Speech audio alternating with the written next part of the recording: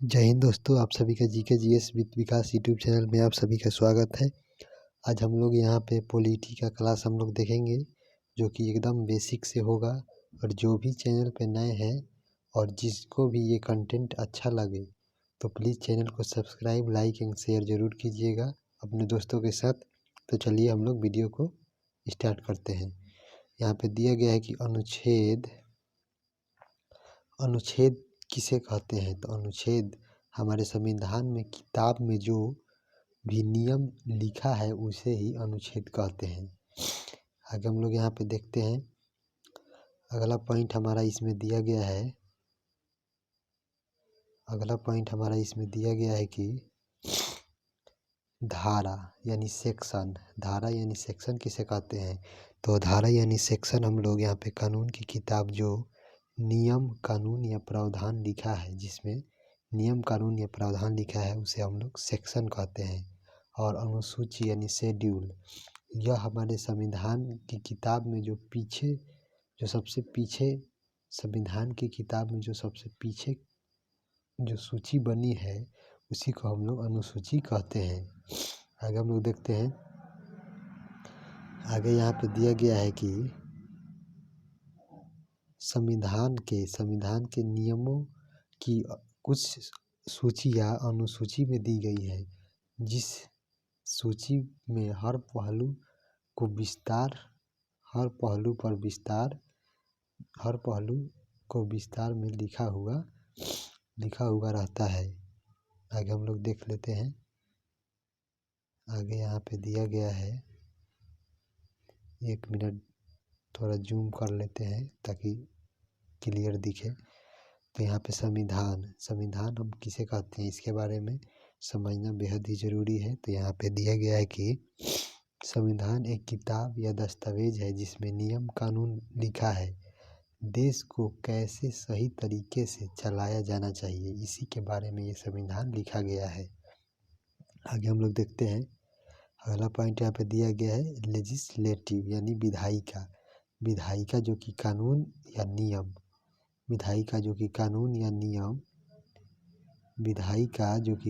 नियम बनाती है।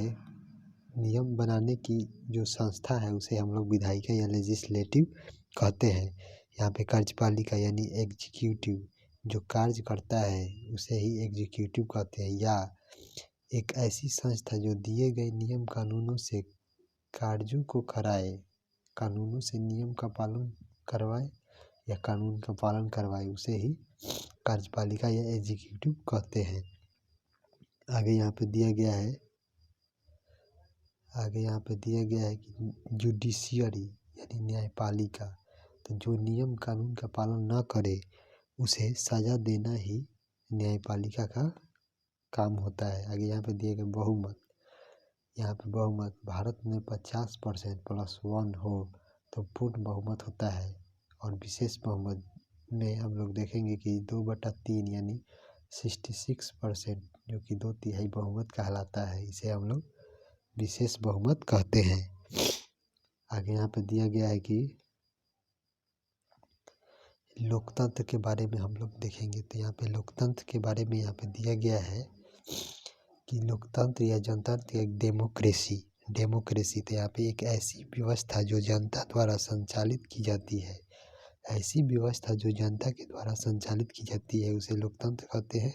जिसमें जनता की पूर्ण भागीदारी हो तो जनतंत्र या लोकतंत्र कहते हैं। चुनाव के द्वारा जनता भागीदारी करेगी, यानी चुनाव में जनता का भागीदार होगा, यही लोकतंत्र या जनतंत्र या डेमोक्रेसी है। और हम लोग देखेंगे अब चुनाव के प्रकार। तो चुनाव के प्रकार में यहाँ पे दिया गया है कि प्रत्यक्ष चुनाव यानी जिसमें जनता अपने वोट के माध्यम से प्रत्यक्ष रूप से अपनी प्रतिनिधि चुनती है, उसे ही प्रत्यक्ष चुनाव कहते हैं। जैसे लोकसभा का चुनाव, विधानसभा का चुनाव या पंचायती राज के सदस्यों का चुनाव, ये सब प्रत्यक्ष चुनाव होता है जिसे जनता अपने माध्यम यानी अपने वोट के माध्यम से जो प्रतिनिधि होते हैं उन्हें चुनती है, उसे ही हम लोग प्रत्यक्ष चुनाव कहते हैं। और आगे हम लोग देखेंगे कि अप्रत्यक्ष चुनाव में क्या क्या होता है। तो अप्रत्यक्ष चुनाव जिसमें जनता के द्वारा चुने गए प्रतिनिधि अपने वोट के माध्यम से प्रतिनिधि का चुनाव करते हैं। यानी जैसे हम लोग लोकसभा के किसी या विधानसभा के किसी सदस्य को हम लोग चुने, तो उसे हम लोग प्रत्यक्ष चुनाव के द्वारा चुने, और जब वह व्यक्ति अपना वोट, यानी जो हम लोगों का जो प्रतिनिधि हुआ, वो जब अपने वोट का प्रयोग किसी अन्य प्रतिनिधि को, जैसे उपराष्ट्रपति या राष्ट्रपति के चुनाव में जो भाग लेते हैं, वो हमारे द्वारा चुने गए प्रतिनिधि ही भाग लेते हैं, तो इसे ही हम लोग अप्रत्यक्ष चुनाव कहते हैं। जैसे इसमें दिया गया कि राज्यसभा, विधान परिषद के सदस्य एवं राष्ट्रपति एवं उपराष्ट्रपति के चुनाव जो होता है, ये सभी अप्रत्यक्ष चुनाव के द्वारा होता है। आगे हम लोग देख लेते हैं। आगे यहाँ पे दिया गया है गुप्त चुनाव। गुप्त चुनाव वो ऐसा चुनाव जिसमें किसी को वोट दिया पता नहीं लगता, यानी छिपा के वोट देना। जैसे लोकसभा में हुआ, विधानसभा या पंचायत सदस्य स्थानीय निकाय में जो चुनाव हुआ। और खुला मतदान ऐसा चुनाव जिसमें किसको वोट दिया गया ये पता लग जाए, यानी वोट देकर दिखा दिया जाए। जैसे राज्यसभा में होता है चुनाव, तो उसमें हम लोग जो प्रतिनिधि हमारे द्वारा चुने गए होते हैं, वे सभी इसमें भाग लेते हैं। और इसमें जो मतदान होता है वो खुला मतदान होता है। आगे हम लोग बढ़ते हैं।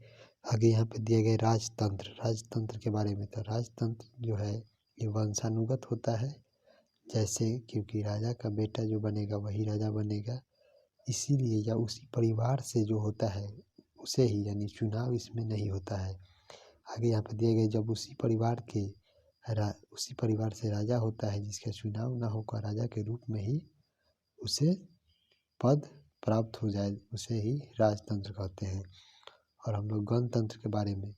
तो गणतंत्र के बारे में यहाँ पर दिया गया है कि राज्यों का ऐसा समूह जिसके मुखिया का चुनाव होता है, अर्थात मुखिया वंशानुगत नहीं है, यानी जो हमारे देश के राष्ट्रपति हैं उनका पद वंशानुगत नहीं है।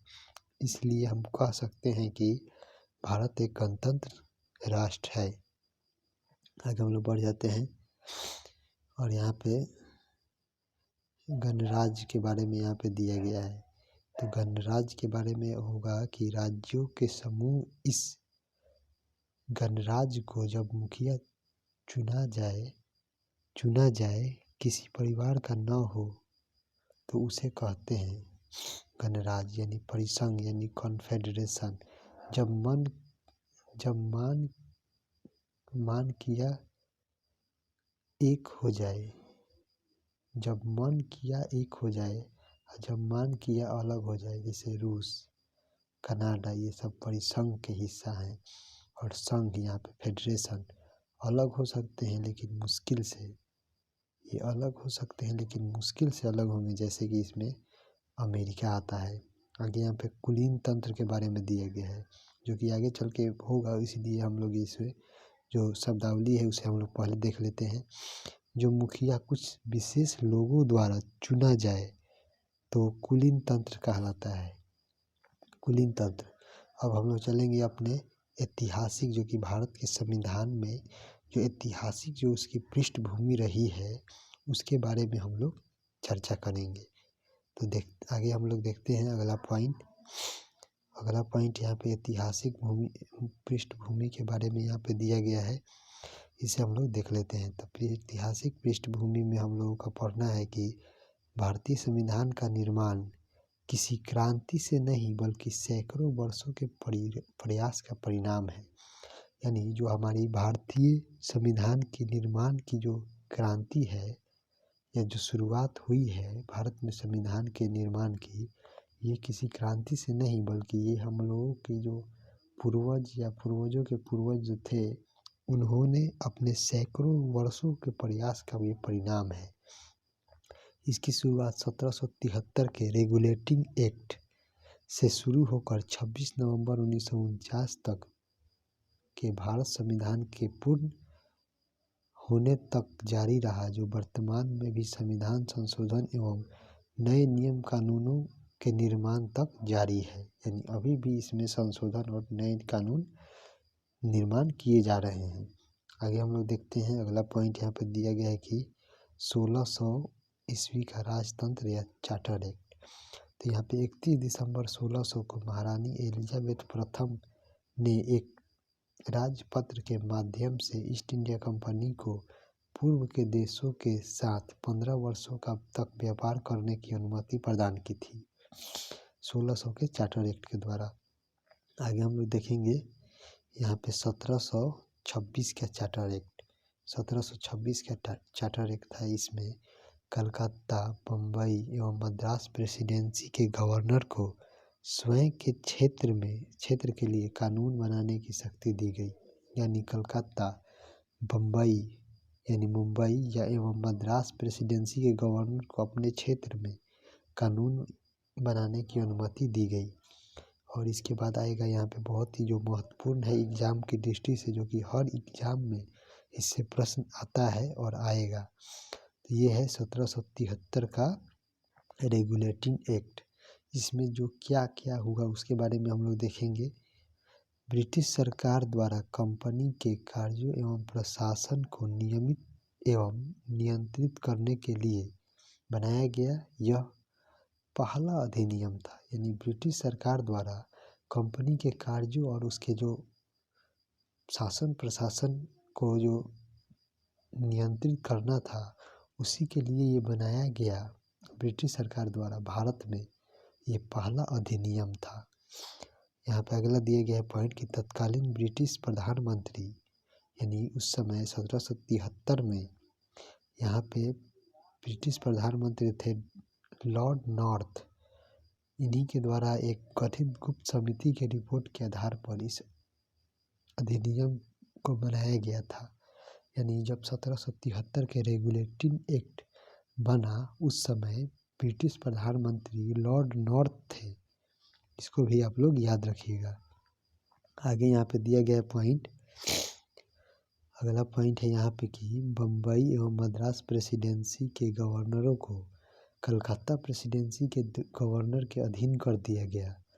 यानी यहाँ पे मद्रास बम्बई के गवर्नरों को जो गवर्नर थे उन्हें कलकत्ता प्रेसिडेंसी के गवर्नर के अधीन कर दिया गया और कलकत्ता प्रेसिडेंसी के गवर्नर को गवर्नर जनरल बना दिया गया। और इस तरह वारेन हेस्टिंग बंगाल के प्रथम गवर्नर जनरल हुए। वारेन हेस्टिंग बंगाल के प्रथम गवर्नर जनरल हुए।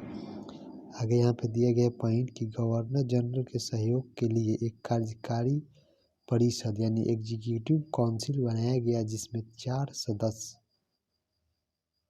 रखे गए थे और ये सभी बहुमत के आधार पर निर्णय लेते थे, जिसमें फिलिप फ्रांसिस, मॉनसन, क्वेलरिंग और वारवेल थे। आगे हम लोग पॉइंट देखते हैं इसमें इसके आधार पर कौन कौन सा और कार्य किया गया। तो यहाँ पे इस एक्ट के द्वारा 1774 में कलकत्ता में उच्चतम न्यायालय यानी फेडरल कोर्ट की स्थापना हुई। इसके मुख्य न्यायाधीश सर एलिजा इम्पे एवं अन्य न्यायाधीश Lord Hyde, Lord Chambers, Lord Lemaistre. Company पर नियंत्रण के लिए एक कोर्ट ऑफ डायरेक्टर बनाया गया जो भारत में कंपनी के सभी गतिविधियों जैसे कि रक्षा, राजस्व, नागरिक मामलों को ब्रिटिश सरकार तक पहुंचाते थे। आगे हम लोग देखते हैं यहाँ पे अगला पॉइंट है कि बिना लाइसेंस कंपनियों के कर्मचारियों को भारत में व्यापार करने पर रोक लगा दी गई 1773 के रेगुलेटिंग एक्ट के द्वारा। आगे हम लोग बढ़ते हैं, अगला यहाँ पे आया है एक्ट ऑफ सेटलमेंट 1781 का एक्ट ऑफ सेटलमेंट।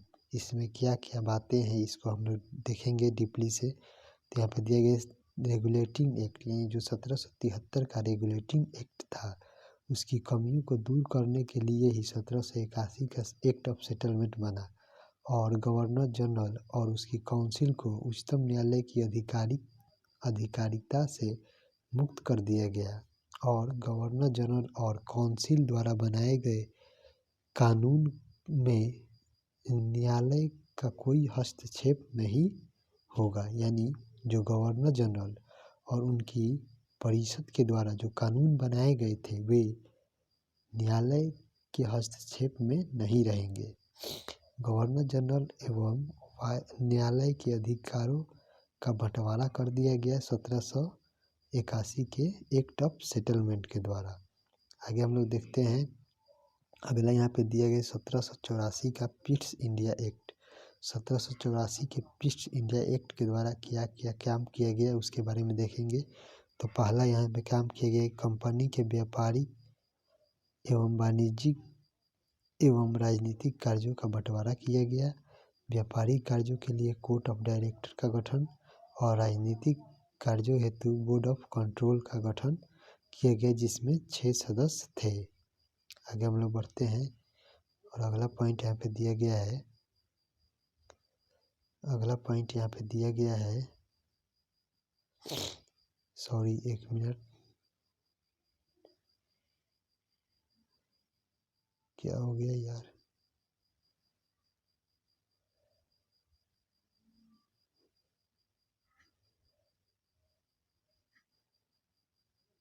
सॉरी भाई इतने के लिए। देखते हैं अगला यहाँ पे,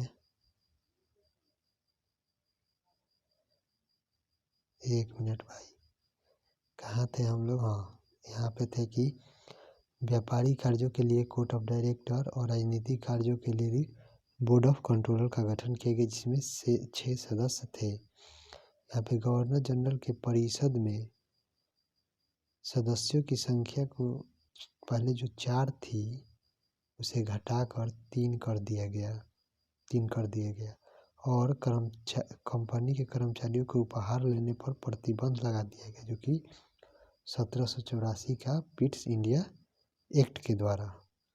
और यहाँ पे आगे जो काम हुआ है इसमें देखते हैं, यह अधिनियम कंपनी द्वारा कब्जा किए गए भारतीय क्षेत्र ब्रिटिश क्राउन के स्वामित्व के दावे का पहला कानूनी दस्तावेज था। यानी जो कि भारत की क्षेत्र पर जो ब्रिटिश क्राउन का जो शासन था वो 1784 का पीस इंडिया एक्ट था। इसके बाद हम लोग देखते हैं आगे यहाँ पे क्या क्या हुआ। तो यहाँ पे गवर्नर जनरल को देशी राजाओं से युद्ध एवं संधि करने से पूर्व कोर्ट ऑफ डायरेक्टर का सहमति लेना अनिवार्य कर दिया गया। इसको भी आप लोग याद रखिएगा। तो आज के लिए इतना ही। प्लीज़ चैनल को सब्सक्राइब, लाइक एंड शेयर ज़रूर कीजिएगा और चैनल को ज़्यादा से ज़्यादा सपोर्ट कीजिए, ताकि हम लोग और आपके लिए और सब्जेक्ट जैसे कि मैथ हो गया और रीजनिंग हो गया, ये सब भी हम लोग, और साइंस, ये सब भी हम जल्द ही स्टार्ट करने वाले हैं इस चैनल पर। तो प्लीज़ चैनल को लाइक एंड शेयर ज़रूर कीजिएगा और अपने दोस्तों के बीच से ज़्यादा से ज़्यादा आप लोगों को बेनिफिट हो सके। तब तक के लिए जय हिंद दोस्तों।